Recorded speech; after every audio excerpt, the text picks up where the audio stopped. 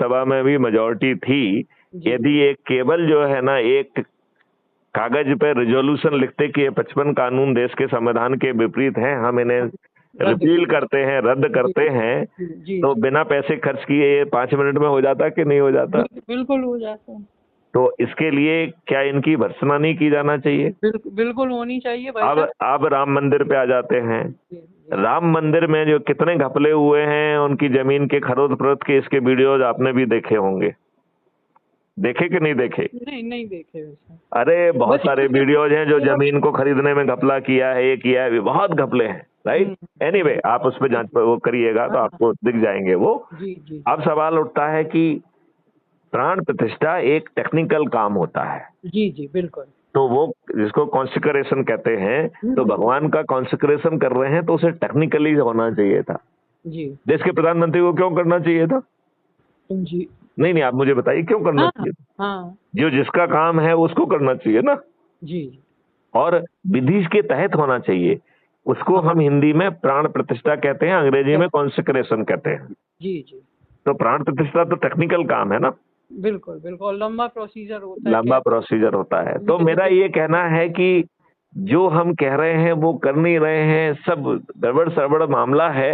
लिहाजा ये राजनेता तो देखो, इन्होंने अभी आपको मालूम है 2024 में जो पार्लियामेंट गठित हुई है उसमें 46% मेंबर ऑफ पार्लियामेंट आपराधिक रिकॉर्ड के हैं, अभी तक के हाईएस्ट हैं ये उसमें निकला था तो हमने पढ़ा था। 543 में से 251 आपराधिक चरित्र के सांसद हैं।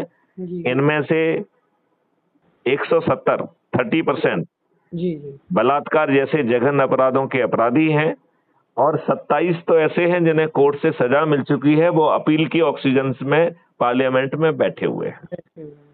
तो जब जो है इस तरह के लोग नहीं, जब सुप्रीम कोर्ट और इलेक्शन कमीशन ने कई बार निवेदन किया कि जब इस देश के चपरासी को सचरित्र होना जरूरी है, तो कानून बनाने वालों को भी सचरित्र होना चाहिए, लिहाजा एक कानून बना दीजिए जिससे आपराधिक चरित्र के लोग जो है वो चुनाव ना लड़ पा सके। तो आप कहें कि नहीं साहब वो फर्जी मुकदमे, ये मुकदमे, तो भैया वो चपरासी के विरुद्ध भी तो यही हो रहा है, वो तो बेचारा पेट पाल रहा है। सही बात है। वो तो कोई बड़ा निर्णय नहीं ले रहा है। तो ये अपराधी, कितने अपराधी? 46%। जी। तो मेरा ये मानना है कि ये राजनेता किसी भी राजनीतिक पार्टी के आपको अच्छा भारत नहीं देंगे। सही बात है। मतलब कांग्रेस तो महादुष्ट है, जी। लेकिन भाजपा भी अच्छी नहीं कही जा सकती है, ठीक है ना? नहीं उतरी भाई। तो नहीं, वो किया नहीं है जो कर सकते थे ना। हाँ, जो कर सकते थे, सही बात है। मतलब करने की वो सदिच्छा कहते जिसे नेक नियति, वो है नहीं। बस सबसे बड़ी बात ये चाहें तो अब बड़ा सिंपल सा काम है जो आपको समझाया जा रहा है। हम कुछ दस्तावेज भी आपको भेजेंगे, उनको अध्ययन करिए और उसका पालन करिए। जी। चलिए, जय हिंद, जय भारत, वंदे मातरम, जय हिंद।